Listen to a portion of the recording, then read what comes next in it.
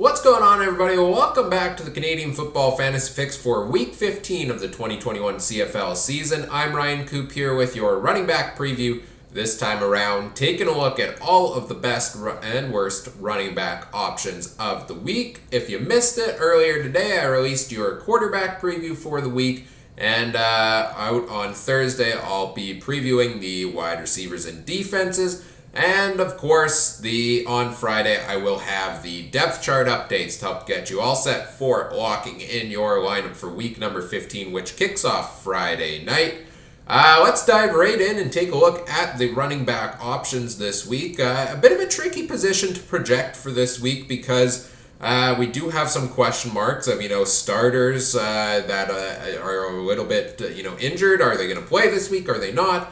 So backup value plays that could potentially fill the role. You're going to need to check those depth charts on Friday, and I'll go through them all in those videos then to help you make the best decisions when it comes to the running back position and every position. But let's talk about the options as we see them now, and we'll tie injuries into it a little bit here.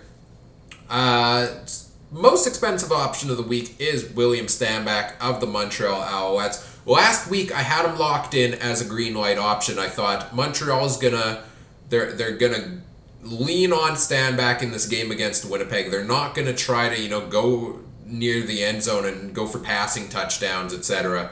Because you just don't do that against Winnipeg. Well, they surprised me a little bit, I'll be honest, and did kind of lean a little more on the passing game. Stanback still put up 10.6 points. He still had a 100-yard rushing day, but no touchdowns on the board and not really involved in the receiving game there. So in the rematch with Winnipeg this week, I think I got to dial it back down to a cautious yellow light on him. He's the most expensive running back at $9,513. If you do want to get 2.5 points per $1,000, which is what I consider full value, because you would get a 100-point week if you get that many points out of every dollar you spend, you need 23.8 points out of him, and I think that's a tough total most weeks for any running back to hit.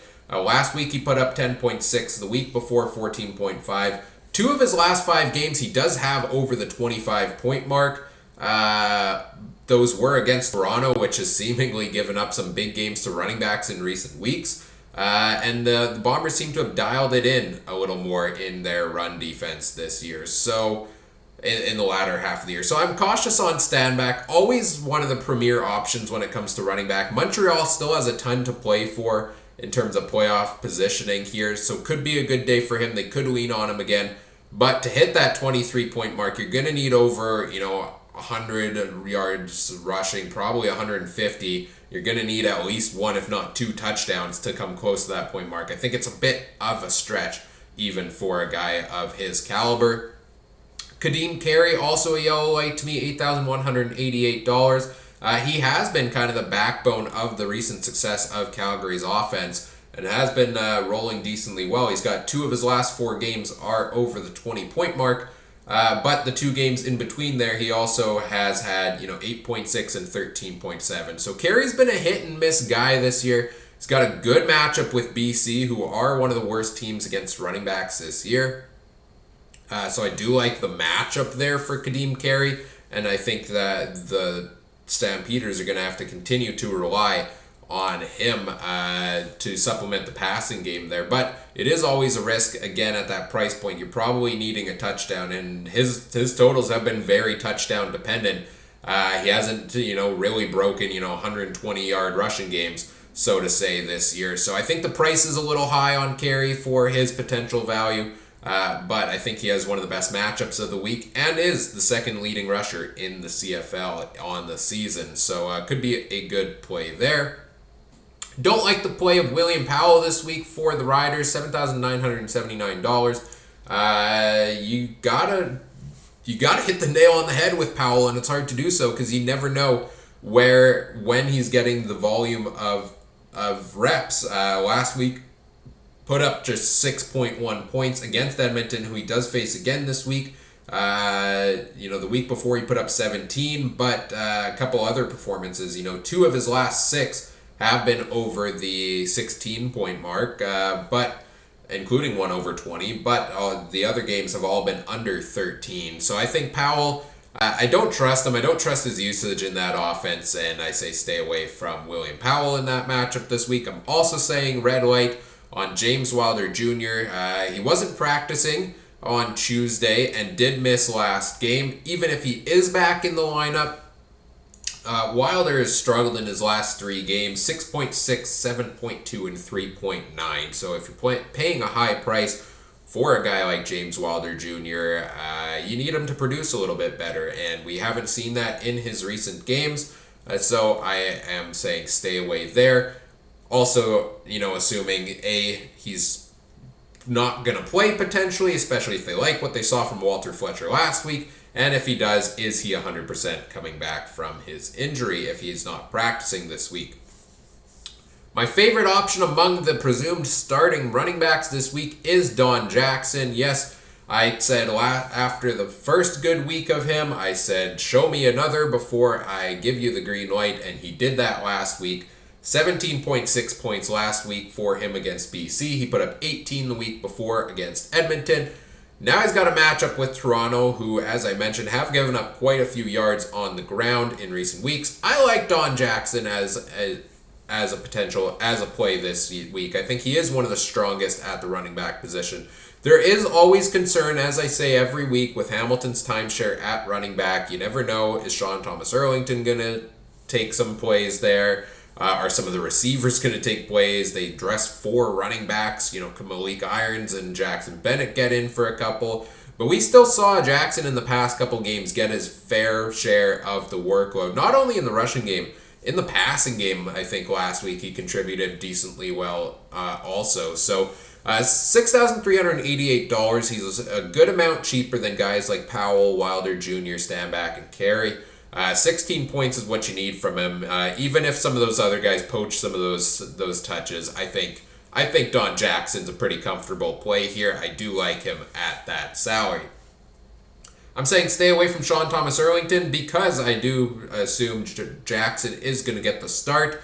Thomas Erlington did put himself up still 7 points last week, which wasn't too bad, given that he was in a backup role, but I don't see him hitting a 14.6 point week in that regard, so I say stay away there. James Butler is a yellow light for me. He has been one of the better running backs actually in recent weeks, which is surprising to say given BC has the knack for not running the ball. In fact, he was the leading running back, I believe, of the week last week, putting up 21 points against Hamilton. James Butler is a yellow light to me at his salary, just because I still do have, in the back of my head, is BC really going to run the ball, or are they going to, in a key matchup, fall back to their typical ways and just abandon the run game and use the passing game? If Butler gets involved in the receiving game, then I think he's a good play here at $56.92 price point. In 3 of his last 4 games, he's hit at least 2 points per $1,000. 12.4, 6.6, 11.5, and 21. So he hasn't been playing too bad as of late. But the way BC runs that offense, I always do have a hard time trusting it. Could be a good play, could see it being a disappointing one as well. Saying stay away from John White, $5,640. He's averaged 7.9 points a game this year. He also left last game due to injury and did not practice on Tuesday. So I'm not sold on him being in the lineup this week, and if he is, it's likely in some sort of timeshare, and he just doesn't put the value up this year. So stay away from John White. I'm also saying stay away red light on Brady Oliveira this week at a $5,393 salary. Not a bad price for a starting running back for the Bombers, who do kind of lean run heavy a lot of times, but it's going to be a timeshare, I think, just like we saw last week. If you took Oliveira last week, you got burned a little bit by the fact that he split the time with Johnny Augustine. Oliveira put up 6.7, Augustine put up 5.6, and kind of split the carries and the reps 50-50.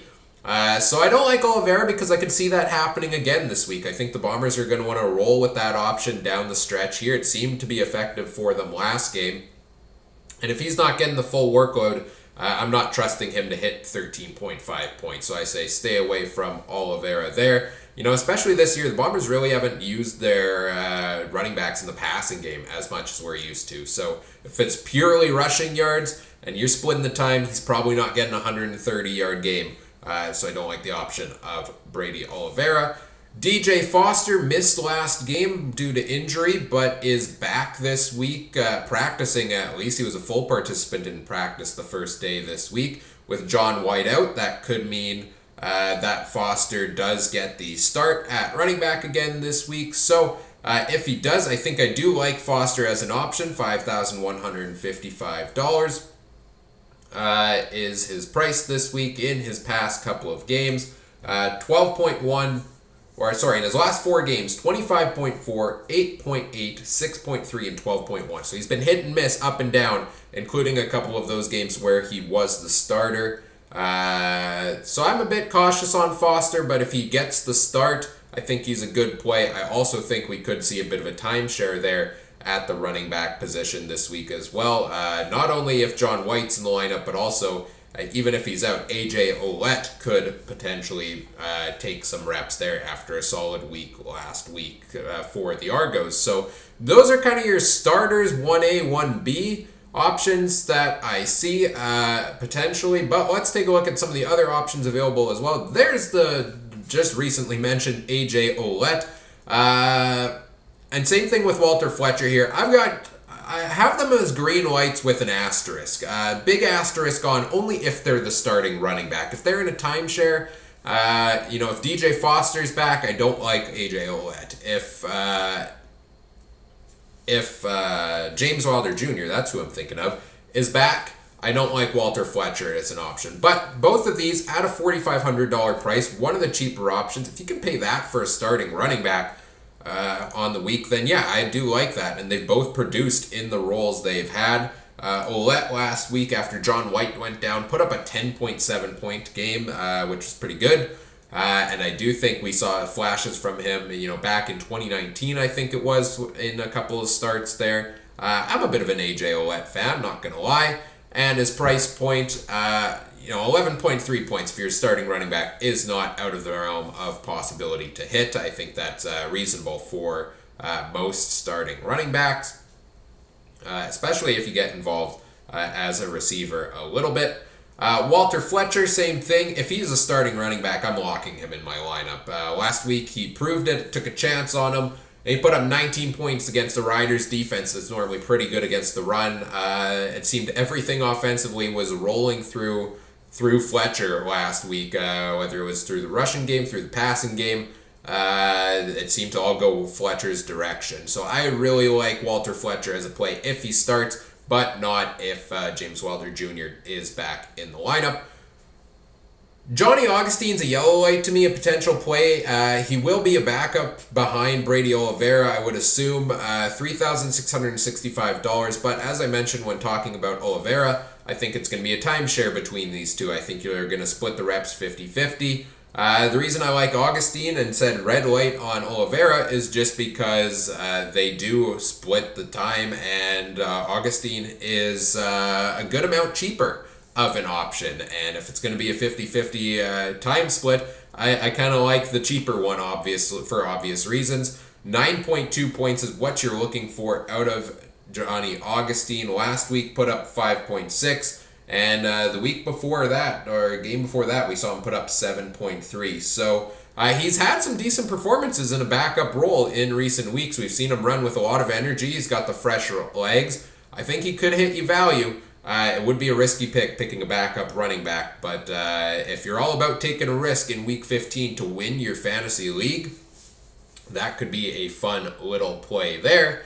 And then a couple of guys here, Chris Rainey, Terry Williams, should be kind of mostly in a return-only role. I believe Rainey was actually a healthy scratch last week for BC, so I could see, that being the case again, so certainly don't put him in your lineup then, and don't put him in your lineup, in my opinion, even if he is in, because he'll be kind of solely limited to returns and has only put up 4.3 point average this year. Same thing with Terry Williams, putting up an average of 4.4 only. So stay away from either of those two options. And I'm also saying red light on Ante Milanovic-Litre of the Calgary Stampeders, who Did put up 6.4 points in his last game, which did get close to value, but it's always hit and miss with his value. You know, in the 4 games before that, he put up a total of 3.4 points combined between them. So he won't probably get the heavy usage game in and game out here. So I say stay away from that option there. It likely won't pan out for you. So those are your options at running back for Week 15. Again, I love Don Jackson the most out of the starters, and if they do get into the lineup, I do like AJ Ouellette and Walter Fletcher. I also think you have some potential plays there in Stanback, Carey, Butler, Foster, and Johnny Augustine for this week. And then the rest of the crew is who I am just staying flat out away from for Week 15. As I mentioned off the top of the show, if you missed it, go back, check out the quarterback preview for Week 15. That released earlier today. And stay tuned Thursday, I'll be previewing your wide receivers and defense options. And on Friday, I'll have depth chart updates for all 4 games to help get you set for locking in your lineups for the week. Do all the YouTube things, like, comment, subscribe. Let me know what you liked, what you didn't. If you have any fantasy questions, put them in the comments section or tweet them at me at CooperTrooper42 on Twitter. And if you want to play CFL Fantasy alongside myself and other viewers, there's still 2 weeks to go in the regular season. There's still the playoffs to come. You can find a link in the description to the Canadian Football Fantasy Fix group over on the official CFL Fantasy site. You can play alongside myself and other viewers this week and the rest of the 2021 season. As always, thanks for watching.